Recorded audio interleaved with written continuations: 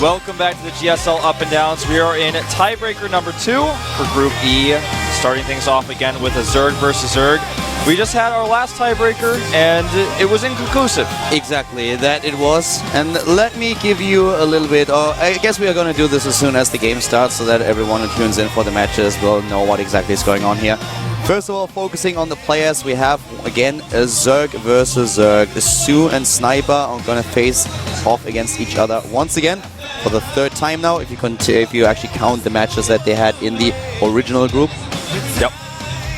Sniper taking a rough loss there in the final game, so if he had taken it, then it would have all been over, but we are not done just yet. Now starting again on Belshir Vestige, a new map for ZVZ. Yep, Sniper was definitely not happy about the last game. This was a game that he could have won, but yeah, Young was a little bit too sneaky.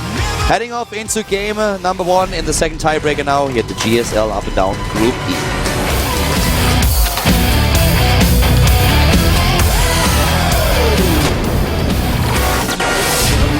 Starting to the top left of the map in blue is the Casper Zerg player. Starting for SKT1, we have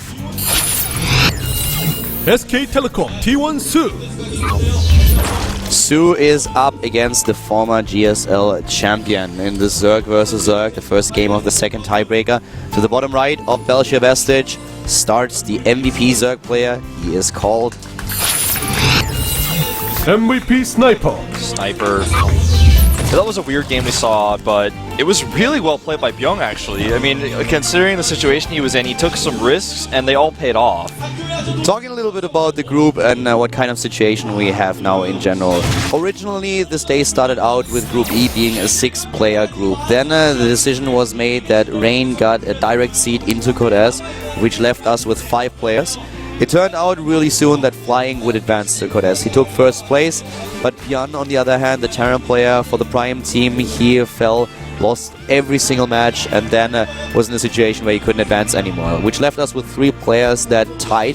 So we had a tiebreaker. We have to determine not only the 2nd player to advance to Code S, but we also need to find out who would take the 3rd place in the group, because there is a chance of us having a wildcard group.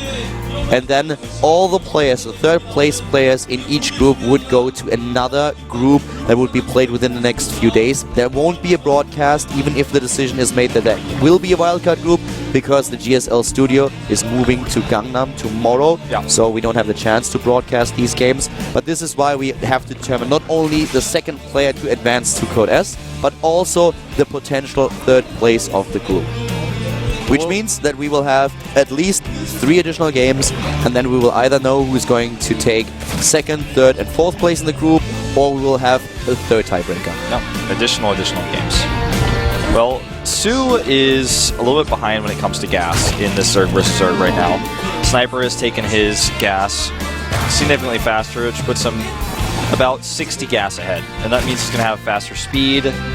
Might not come to be important as far as aggression goes, but it's always important to have gas as soon as possible as a Zerg player in ZVZ. Yeah. Both of them going into an expansion play. We don't have early pools in this game. This is very similar to what they did in the game before. So right now, both of them just trying to play this a little bit safe. We are not in this phase just yet where players are very, I'd say, exhausted and try to end things early, maybe blindside an opponent with a cheeky strategy. So right now, they are still on top of their game, trying to go in this. If this takes out for a little bit longer, if we have maybe a 3rd and even a 4th tiebreaker, then there might be a situation where a player is just really exhausted. We've seen this yesterday with Boom Boom. He looked really worn down. Yeah. He definitely did. Boom Boom looked tired, so did Noblesse. And we're about 2 hours off of where we were yesterday, but yep, with how this tiebreakers look so far, it could very well go that far. You know, yesterday was just a 6-player group, and they are always a little bit longer than the 5-player group, so it was a different scenario. In here in this game, in the ZVZ, we see both of them with very similar strategies. The Baning Nests, of course, and also the Spine Crawlers, they are being placed down here. They want to make sure that everything is going well, that they have the defense set up in case there is aggression. Sue, in the first ZVZ that they played today, went for this very aggressive Speedling kind of all-in that he played on 15 Harvesters, and it worked well against Sniper.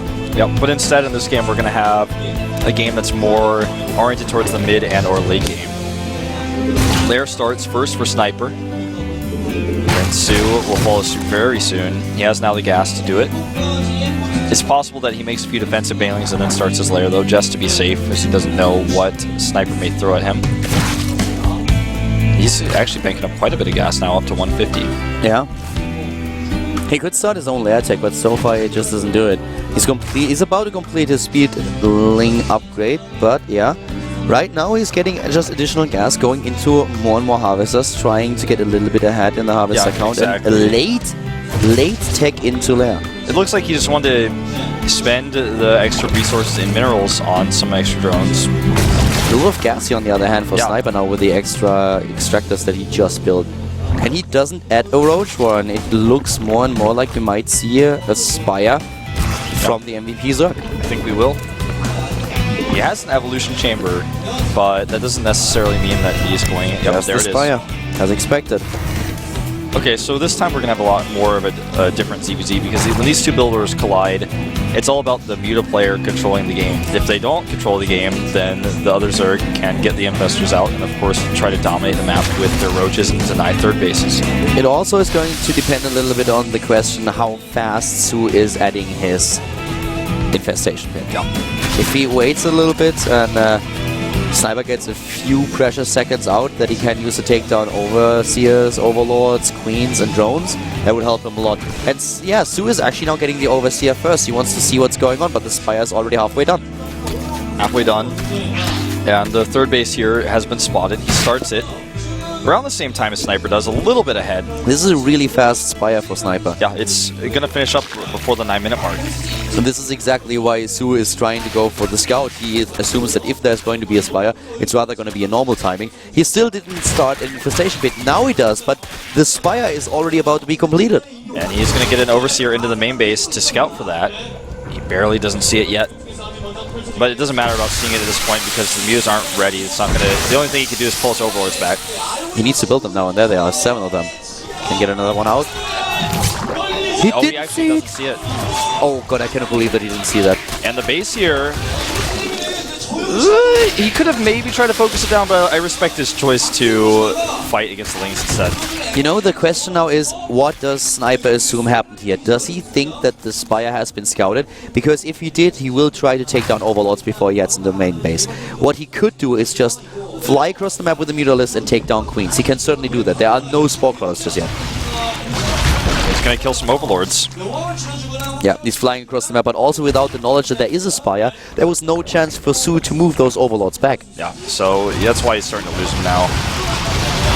He will lose a few, but Su has made extra Overlords, so losing these is only going to... It's going to cause a problem for him for later, but this doesn't affect his production right now. And he wants to... It's hard for him to attack the third base of Sniper. He just wants to sit back and get the Infestors out. He knows that's the advantage he will have. That's a lot of Overlords that he's losing. It doesn't matter how many he built earlier. Yeah, now if he loses all of them, that's way too much. Yeah, he's rallied them out instead of rallying them in. And this is a big problem. Now he's going to lose even 2 more that are going to who knows where those Overlords thought they were going. They're not going anywhere now. Yeah, he's already supply blocked and he's losing more as we speak. One of the Mutalists actually went down here. That's something that he could have avoided. Trying to pick off a few of the Harvesters before he backs off with the Mutalist, losing another one. 3 workers killed. Still no Infestors out for Su. In fact, Sniper has Path in advance going first. Yeah. He's in a really good spot. This expansion is already running. He has gas up there too. Su is trying to go across the map, but if the Mutalists catch up, they can take down this entire army. It's going to take a while though. Yeah, it will take a long time, but they are headed back now. Su with a bit of a gamble here trying to attack like this. And the Mutas find him. He's going to lose a lot of roaches. He should be able to save some of them, but this is a lot of damage done. Sniper takes a supply lead. He's not very far behind when it comes to Infestors either. Hey, can snipe a few of the roaches now, and they have to head back immediately. Can maybe pick off 1 or 2. He's just trying to damage them and force them back. The one advantage that Su really has is an upgrade advantage, but if Sniper starts +2 right away, then it's going to be a very, very slim one. Yeah. See how well he can do this. Oh, he's going to catch a Queen and maybe some drones. Yeah. This is bold, though, against the Infestors. You should know they should be out around now. He's definitely going to move back very soon. I don't think that he's going to linger around for much longer. It's just trying to trade well. Nice. Doesn't lose another Infestor here. Really well played. A good micro there. takes a supply lead, kills more harvesters. Su is now the first one to start his Hydra den. We don't have the +2 attack upgrade for Sniper. He's losing precious time here, where Su is continuing to get a lead in the upgrades. Yeah, Sniper really needs to start that +2. We've seen actually this decide games in Roach versus Roach and Infestor battles. There it is. There it is. You know, the Infestors don't take this upgrade, but even still, I mean, Roach on Roach, the Roach upgrades scale really well in ZVZ. You need to have them out. Yeah. It's almost like TBT upgrades for Marines. And he's just using these meteors as best he can to try to catch units that are stray. And there's the fungal. This is not the end of the world for Sniper. He knew he was going to lose these eventually. He would have wanted to use them a little bit more efficiently, but he still takes a supply lead here. Yeah. It's annoying. It's still annoying for Sniper. I mean, you don't want that to happen. He can compensate for it. He did enough damage earlier on, so he knew that he would lose them eventually, but still, you want to trade them a little bit better, or maybe even go with them into a fight and then Sniper and Infestor too. Yeah. 13 Hydras on the way for Su. He is, as you mentioned before, the first player to do this. It's scary when you go Hydras first if your opponent gets a flank on you, but as long as Su defends well and micros well, he has much more energy on his Infestors. He can hit good fungals and use those Hydras to their full potential. 4th base coming down now at the left side of the map. There's one Zergling being a bit annoying, but it's taken out by a Roach. This is a very important moment here. There's not a lot of units out here for Sniper. He needs to make sure he gets the perfect fungals to get away. That was not a good fungal by Sniper. He actually misses one. But he will kill a few drones. Uh-oh, this is not a good place for Sniper to be with the Hydras here. The Roaches are going in. They actually could try to move in here. The Fungals were decent on those Hydra lists. He still has a few units up at the top right, taking down a few drones. 13 more Roaches on the way, 14 in fact. Yeah, moves back here. The 4th base still coming into play. And now the Hydra then has been started for Sniper, who is also about to complete his own +2 attack upgrade. Oh, he gets 2 Infestors, 2 for 1. Pretty good deal. He also gets a lot of the Roaches. Su gets to fan out his Hydras. He gets a good fungal. He needs to fight now. He cannot do anything, and Su has a much better position here. He has so many units. He has the Hydras. +2's not done for Sniper. The upgrade advantage goes to Su, and look at the supply plummeting down for Sniper. The MVP Zerg is on the ropes. He's losing way too much here. Down 70 supply, being chased down by his opponent. The Roaches and also the Infestors are trying to run away, but I don't think that they can escape here. No. 2 Infestors go down, and Sniper, he will not be able to hold his 4th base, and I would be surprised if he can win this game. Sniper now becomes the weak link in the group, the player who will play again in the next round. Sniper is the hunted here. Su is moving in. He still has a huge army. The upgrades and attack upgrades are even now, but this doesn't matter anymore. GG. And Su is the one to take the lead in our second tiebreaker group. Yep. Sniper is now down 1 game, which means he has to win against Byong now. If he loses to Byong, Sniper will take 4th place in the group, and then the match between Su and Byong would only decide which player takes 3rd and which player takes 2nd place. Yes. And, well, stressful. It is stressful. This is... Tiebreakers get... The more tiebreaker games are played, the more and more stressed the players become. They show more and more of their build orders. And you can do what Byong has done in some cases and do the exact same build. Or you can do something completely different and throw your opponent off. If you're the one who's being hunted, like Sniper now is, though, you have to play safe. You cannot lose this game. He has to win it. He's with his back to the wall. He has to take this game. If he loses here, he is in Code A. Then the last game, will only decide which one of the Casper players will get the 3rd place and who will advance to Code S together with Flying, who already has the 1st spot, of course. So at this point, this is going to be very stressful for Sniper. He has to calm himself down, and he lost against Byong the last time that they faced off against each other on Cloud Kingdom in our first tiebreaker. So this is going to be pretty exciting, and for Sniper, not going to be easy. He needs a lot of mental strength to pull through. Yeah, this is important for him. The longer the games go, the more builds you show, the more tired you become. Sniper needs to be resilient here. He's on his deathbed right now, in fact. And Byong has shown some pretty solid Terran versus Zerg in this group. He's shown some really surprising tactics. He's able to come back from behind. It's the matchup that he's definitely the weakest in. But today he's shown he's improved a lot. He's trained a lot for the up and downs. Yeah. And Sniper, he is very, very stressed out here, and I don't blame him at all. Would really surprise me if he wasn't. Whirlwind is the map here, big map. Big map for Zerg versus Terran. Sniper taking a deep breath here, going into the second game of the second tiebreaker, the GSL Up and Down Group E, brought to you by Carl and Walker.